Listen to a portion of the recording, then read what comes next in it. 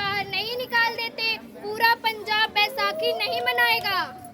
अच्छा, तुम सब हमारा विरोध करता है, भाग जाओ यहाँ से, इसका अंजाम बहुत ही बुरा होगा। हम नहीं, तुम लोगों को भारत से भागना होगा। Soldiers fire!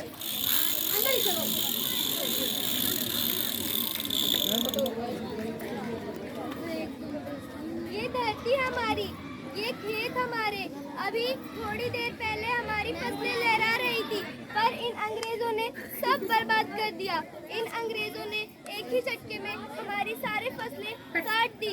अंग्रेजों, तुम्हारे इस अत्याचार से हम डरेंगे नहीं, अत्याचार का बदला लेकर रहेंगे, आजादी लेकर रहेंगे। जलियांवाला बाग हर हिंदुस्तानी की आंख नम कर गया। इस कांड में कितने मासूमों की आहुति चढ़ गई, इतनी हैवानियत से इंसानियत कत्ल कर दी गई। जलियांवाला बाग के हत्याकांड ने आजादी की आग में घी देने का काम किया। मासूम औरतों की दर्द भरी चीखें और संस्कार इंकलाब का गूंज बनकर उभरी। लाला लाजपत राय, भगत सिंह, राजगुरु, सुखदेव संस्कार इंकलाब का गूंज बनकर उभरी।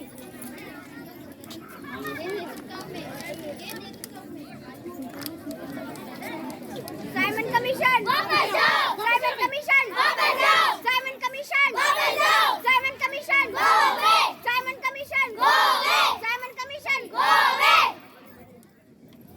बेवकूफ इंडियंस, तुमको हमारी बात समझ में नहीं आती।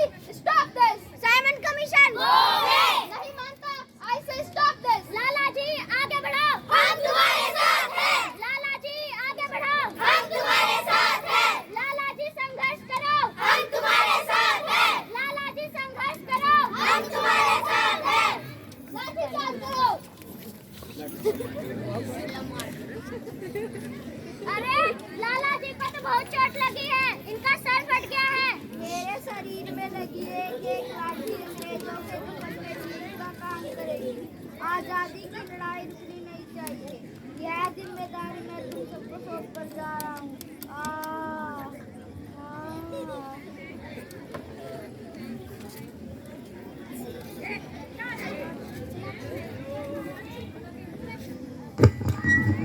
लाला लाजपत राय की दर्दनाक मौत के बाद भगत सिंह, राजगुरु, सुखदेव इन तीनों मतवालों के खून में ऐसा उबाल आया जिसका सामना करना अंग्रेजी सरकार के लिए मुश्किल हो गया। अंग्रेजों को करारा जवाब देने के लिए स्कॉट्स, स्कैंडल्स को मारने की रूपरेखा रची गई। सैंडल्स मारा गया। चारों तरफ तहलका मचा था।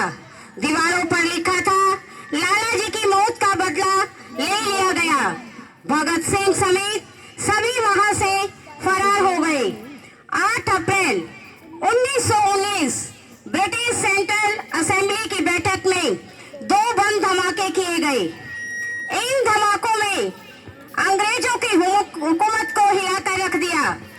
इस घटना को अंजाम देने के लिए भगत सिंह, राजगुरु, सुखदेव ने अपने आप को अंग्रेजों के हवाले कर दिया। 1930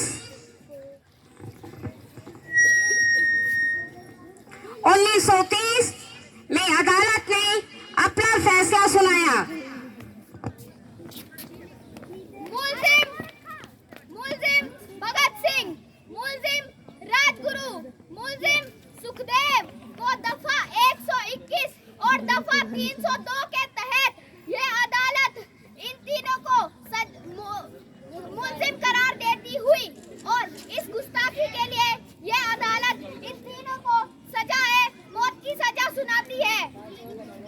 सरफरोशी की तमन्ना अब हमारे दिल में है, देखना है जोश कितना बाजुए कातिल में है।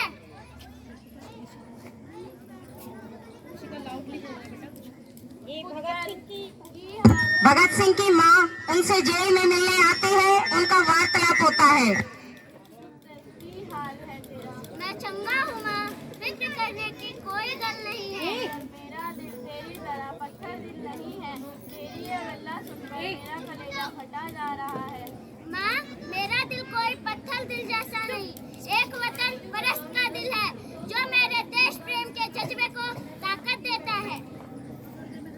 लाल।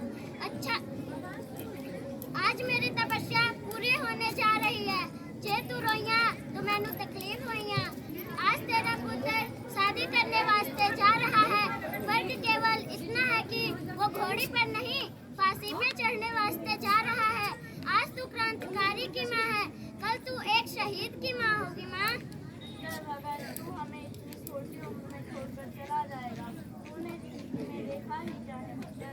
मैंने अपनी माँ देखी है, जिसने मुझे एक ही बात बताई है, बेटे अपने देश के लिए एक बार मरना 100 बार जन्म लेने के बराबर होता है। अच्छा माँ, आखिरी बार आशीर्वाद दे, विदाई लेने का समय आ गया है।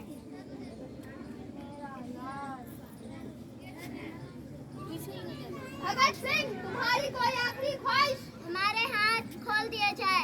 हम तीनों दोस्त एक दूसरे के गले मिलना चाहते हैं। हाथ खोल दिए जाए।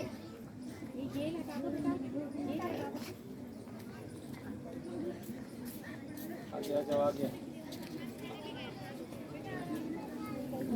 पीछे कहीं आगे।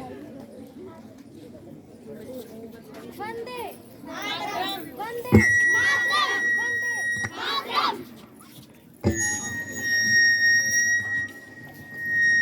देश के हर एक नौजवान ने आजादी की नई उमंग हिलोरी लेने लगी।